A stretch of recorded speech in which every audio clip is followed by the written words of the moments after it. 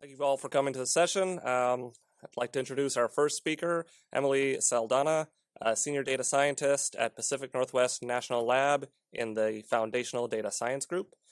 Her research focuses on machine learning, deep learning, and natural language processing for a variety of applications.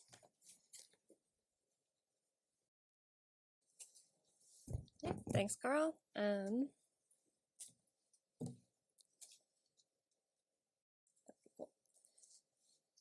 Great. So today I'm going to be talking about test and evaluation methods for authorship attribution and privacy preservation systems.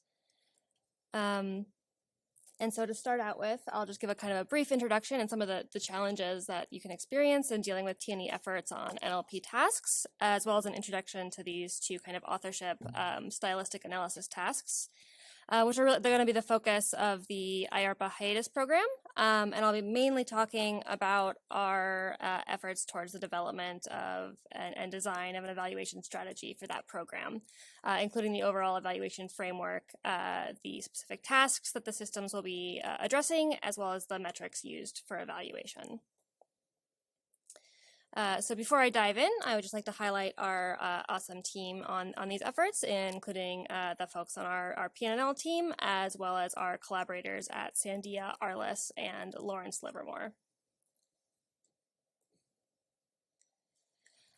So in performing tests and evaluation for NLP systems, there's a number of kind of typical challenges that you might run into, and kind of given that NLP systems kind of tend to be leveraging underlying machine learning and artificial intelligence methods, a lot of those challenges kind of are overlapping with some of the broader things that you might experience in those spaces. But I just wanted to highlight a kind of a few things here that we want to keep our eye on in developing these approaches. And one thing is kind of the high complexity of the spaces that we're looking at when we're looking at natural language inputs for NLP inference systems. So kind of the complexity and diversity of these spaces really drives the need for comprehensive test sets to evaluate performance, in addition to the kind of comprehensive data that's needed to train these systems. A related issue is that of the generalization performance, and so it's quite easy to have a test set that is probably much more similar to the training or development data that you're working with than you might actually expect to receive in real-world settings, and this can often lead to the issue of overestimating the anticipated performance of those NLP systems.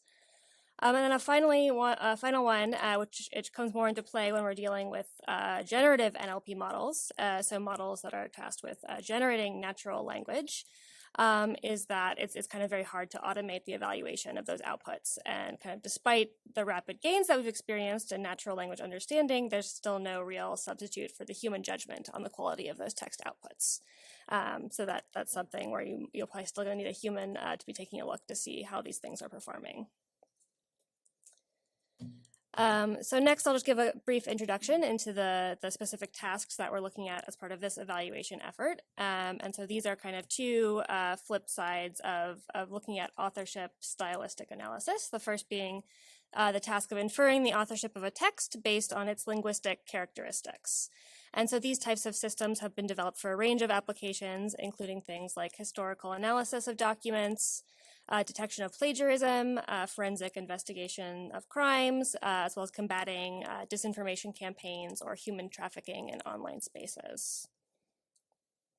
On the other side is this task of privacy preservation, which kind of comes into play with the task of being able to protect individuals whose ability to remain anonymous represents a safety concern for them. So people like human rights activists, journalists, and dissidents who would like to not have their identity revealed from their writing. So that this task is looking at how can we modify the contents of a text to maintain the meaning while maybe removing some of those stylistic indicators that could reveal the authorship. And so these are the two focus areas for the IARPA HIATUS program, which just kicked off in late 2022. And the aim of this program is to address some of the current limitations in systems for addressing authorship attribution and privacy preservation, including trying to improve the generalizability of these systems to diverse genres and languages, as well as address the lack of interpretability in current systems, and lead to kind of further development and a broader range of potential author identifying features being used in these systems. And so in order to drive progress in these areas, the program will be looking at 3 kind of subtasks that program performers will have to address. The first of these is to develop a set of authorship fingerprints, which can take the input of a text and derive stylistic characteristics of the text that are indicative of the authorship. And then these authorship fingerprints will be used in the 2 downstream authorship attribution and privacy preservation tasks. So when we're talking about authorship attribution, this task is related to taking a look at, for example, an input query document and trying to infer from a set of potential candidate documents with known authorship which of those candidates has a matching authorship with our query. Whereas the privacy preservation task is trying to modify the text such that it adjusts enough of these stylistic features that it can no longer be identified.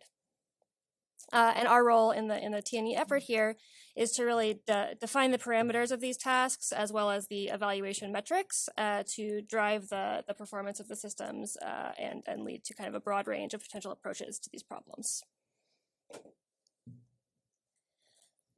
So one thing I'd like to kind of dive into here in terms of how we're thinking about this problem is kind of the role of style versus content in authorship attribution. And so by content, I mean something like the genre or the topic of the document, whereas by style, we might refer to things kind of across a range of characteristics down from the character level choices to word choices to syntactic structure to full-on document level discourse structure. And an author will likely have characteristic uses in each of these that are kind of unique to them, but they will also tend to have preferred genres or topics that they tend to discuss. And those genres or topics will then also influence the style. So there's kind of a lot of complex relationships here. And an authorship attribution system may improve its performance by looking at content in addition to style. But we have to be careful in kind of how we're setting up the task here in that we would still like the systems to be able to identify the authorship in the case where we have an author who maybe shifts their to discussing a new topic, either through natural kind of evolution or changes, or for some of those applications that involved the use of deceptive personas or viewpoints as well. So if we want to set up the task in such a way that we can have some examples like this, where we have maybe some of these challenging examples that can probe whether the systems are truly generalizable across these changes. And just to highlight this issue a little more, I just wanted to give a picture kind of some of the types of data sets that have typically been used in evaluating this task. So the PAN workshop has a set of shared tasks on digital text forensics and stylometry that are one of the kind of standard venues for doing this sort of evaluation. And in recent years, a lot of these evaluations have focused on cross-topic, but until recently, not necessarily cross-genre attribution tasks. So in the last few years, this has been a new focus of looking at the ability to take a document from one genre, such as an essay, and then identify shared authorship across a different genre, such as emails. And given the significant impact that genre has on a document's style, this cross-genre attribution task is really a lot more challenging. So we'd like to see if we can develop methods that can tackle that. So that end, this is kind of the approach that the evaluation will use to develop a cross-genre evaluation data set. And this is an effort that's being led by our collaborators at ARLIS. So the way that this works is that, I keep hitting the back button instead of the laser, there we go. Data will be collected from another number of different genres in natural online data collection, so things like Q&A forums or news articles. These will be provided to human participants who will be tasked with writing new documents kind of in each of those genre. So now we have a source of documents where we have one author and documents that range across different genres. So this lets us set up a cross-genre attribution task where there's an input document from one genre and then a set of matching authorship documents from different genres that we're tasking the systems with identifying from a set that includes a range of documents across all of those genres. So this lets us kind of probe if they are able to, in fact, identify those stable characteristics of authorship. Another key aspect of our evaluation framework is the adversarial nature between the two tasks. So one thing we're aiming to do here is use the attribution systems from other performers on the program to evaluate the performance of the privacy systems. And in this way, we're kind of creating a competition where we can see if those attribution systems can still perform after privatization, and we're seeing if the privacy systems can kind of fool those attribution systems and hopefully drive improvement in both of those areas through those evaluations.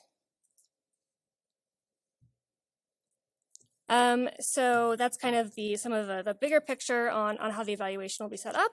Next, I'd like to dive into each of those three tasks individually in terms of how the task will be framed and what metrics we are looking at using for evaluation. So the aim of that feature space generation task is that systems should encode text documents from the same user or same author into regions of the feature space that are close together versus documents from different authors should be further apart. So we should, and that should be kind of regardless of the genre or topic of the document. So to evaluate how successfully the systems are doing this, we're going to be looking at this in a retrieval task framework, which will identify basically by distances in that space, what are the closest documents in the candidate set to our query set. And if the feature space is an effective encoder of authorship, we should see that matching authorship documents are high up in this ranked list by distance. And so we can evaluate this with a range of different retrieval task metrics. For example, if we look at the success at n would be the proportion of our query documents for which we do see a matching candidate document within the top n of that ranked list.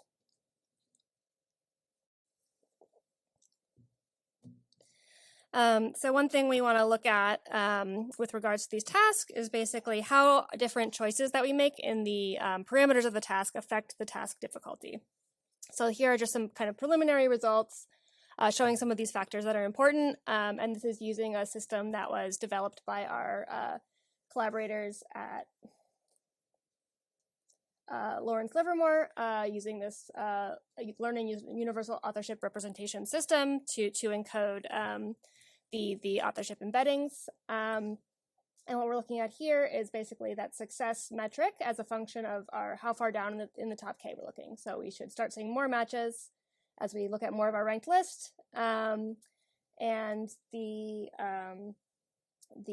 higher here is better. So this first one is comparing across different genres of text, and so the thing that we can take away here is that there's a big range, kind of depending on the genre of the text that you're looking at. So some genres are much easier than others, and we're going to kind of dig into this a little more to understand the reasons. But you know, one thing that might matter is like how cohesive is the style of the genre. So a style that's very cohesive, you're not going to have as much that stands out about individual authors that you might be able to pinpoint. And then the second thing that really matters is kind of the size of your candidate set. So if you're searching through a very large space of potential authors, you're going to get a big drop in your ability to identify those authors within the top portion of that ranked list. And the other thing that really tends to matter is the amount of text that is provided as input. So either kind of the length of the documents that you're looking at or the number of documents that you have per author, as that just kind of helps you build up your statistics to represent kind of what is the characteristic style of these authors. It's much harder to do with more limited amount of text. Okay, so given these kind of stylistic encoders, the next task involved here is this attribution task, where we want to kind of convert those representations into decisions about whether two documents or two sets of documents in fact have matching authorship or not. So in this task, we're going to provide as inputs sets of query documents. So these are multiple documents by the same author. And then candidate sets of documents from potentially matching authors, and try to get these attribution scores as output. So how likely the system thinks that these two are written by the same author. And we can vary our attribution thresholds to kind of identify decisions in this from the system, and perform evaluation on those decisions. So we should expect, as with any classifier, that we will, as we raise this attribution threshold, we will decrease our false accept rate while increasing our false reject rate. And we want to look at basically this trade-off space in this decision system. And we'll be kind of looking to summarize that trade-off using the equal error rate metric, which is a metric typically used in many of these biometric applications, where it's basically the error rate where the false reject and the false accept are equal to each other. So we want to see better performing systems coming closer to the origin here. All right, and then finally, I'll turn to the privacy preservation task, and this one is the most complex in terms of the evaluation, and that's because we have kind of multiple dimensions here that need to be balanced, because obviously one easy way to privatize the document would be to erase the text or replace it with nonsense, but obviously that's not going to be very useful, so we need to have kind of at least a minimum threshold, or be measuring the text quality in some way to ensure we're meeting a minimum standard there while introducing that privacy component. So there's two main kind of text quality dimensions that we'll be looking at. One is whether the modified text maintains the same meaning as the original, so it should be saying the same thing. And the other is whether the modified text looks realistic. And so by realistic, we mean, does it look like a document that came from this set, this genre? So it doesn't have the same fluency standards and use the type of conventions we would expect to see in this type of document. So in terms of the privacy element, this is coming back to that adversarial component that I mentioned earlier. We want to evaluate these privacy systems by kind of putting them against the attribution systems that we're also working with. And so what we should see here is that if we take our original query documents, put them through these privatization systems, and then try to perform attribution to our original candidate documents, now this should be much harder. These should no longer have the same style, hopefully, and we should see an increased error rate in our attribution systems after doing this privatization. So on the text quality side, this is where, again, this is a generative task. We're looking at outputs of natural language here. We will primarily be using human evaluators to basically answer these two questions about whether the meaning is maintained and whether the text looks realistic. But relying on human evaluation does limit the scale at which we can do this, the number of documents that we can evaluate. So to increase the scale of the evaluation, we're going to be looking at some possibilities for using automated metrics to capture these dimensions as well.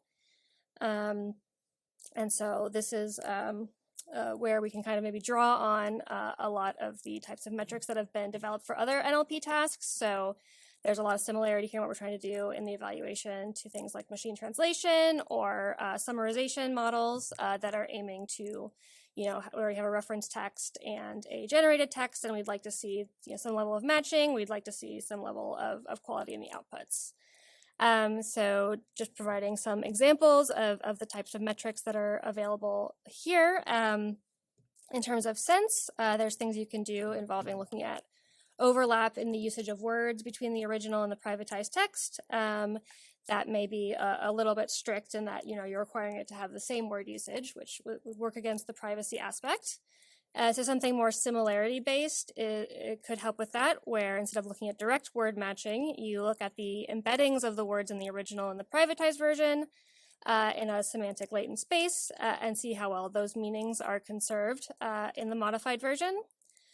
And then finally, there's some metrics we're looking at that are actually looking at the level of what information is contained and seeing if those match. So there's a metric called QA eval that basically uses an automated question answering system to see if you get the same answers to a set of questions if you ask it based on the original text and the new text. And so if you do, you can see they're sharing the same information.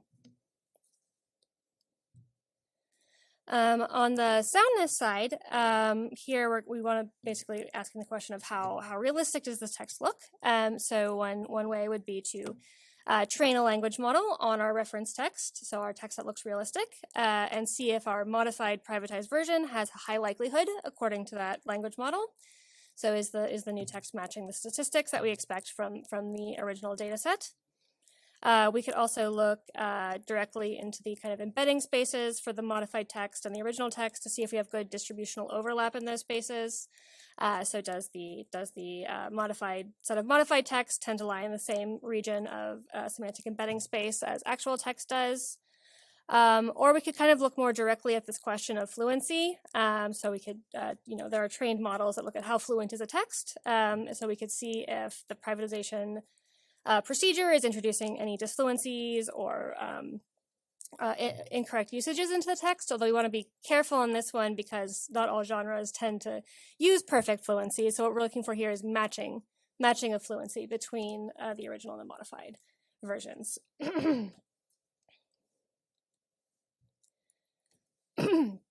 And so just that was a brief tour through kind of the high level types of structure we're going to use here, as well as the specific tasks and evaluation metrics. And I'd like to just wrap up by talking about some of the kind of the main challenges that we've identified as part of this evaluation development. And one of them is kind of establishing ground truth authorship labels for this evaluation. Is a bit of a challenge in that any naturally collected labels will tend to be noisy and not fully reliable. The approach we're using here is ensuring that we have reliable gold ground truth labels on our authorship, but we do want to be careful here that the way this data is elicited does not lead to text that differs systematically from more natural documents. So that's something we'll be evaluating closely moving forward. All three of the tasks, and especially TA3, the privacy one, do carry performance trade-offs in terms of the dimensions that we're evaluating. And we're kind of interested in a range of potential solutions to these problems, so we don't want to be too constraining in where we're operating in those spaces. So we would like to characterize kind of across a range of potential operating points and constraints how well these systems are doing. As I mentioned, the evaluation of generative language systems is a challenge. This is an open area of research, but there's a lot of good starting points that we can work from here, and I think progress will continue to be pretty rapid in this area. And then finally, as I mentioned, the performance that we get here in terms of our actual metric results is going to be very sensitive to our data parameters, so how we're setting up these evaluation data sets. And so we want to be really careful to set up data sets that probe kind of a range of realistic conditions that can tell us something about how well these systems might perform in applications. And with that, I will take any questions.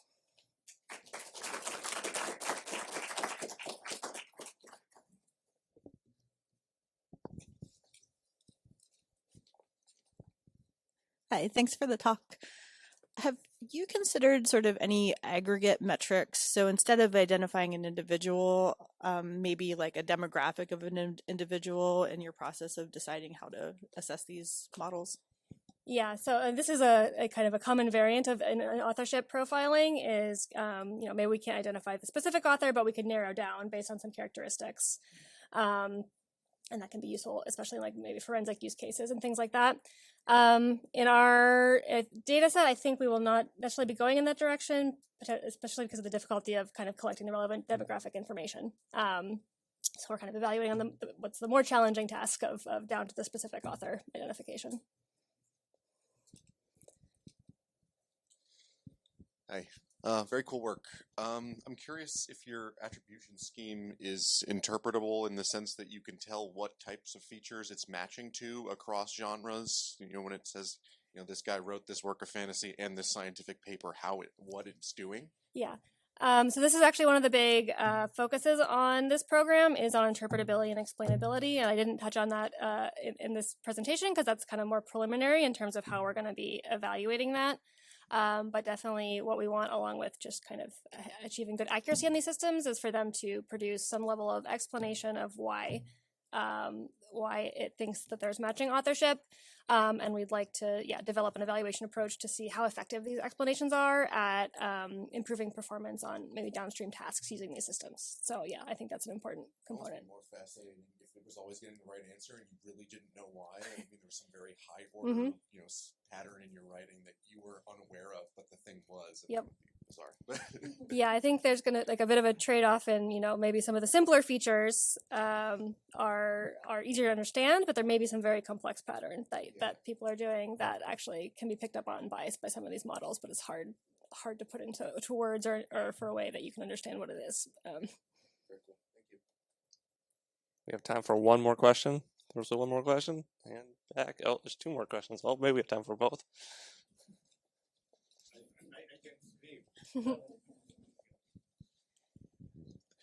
Thank you for the presentation.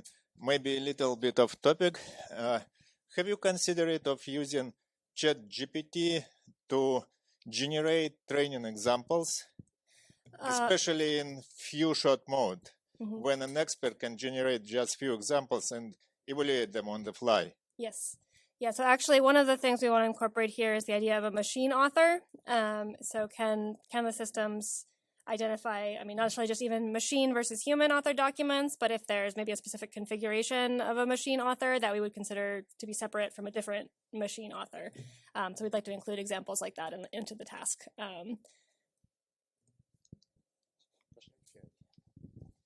Have you thought at all about generating or modifying a document to make it look like a different author had created it? Mm-hmm. Yeah, so that's kind of the focus of the privacy preservation task. Where we want the text to be modified. Is that? I guess if you went like this step further. Yeah.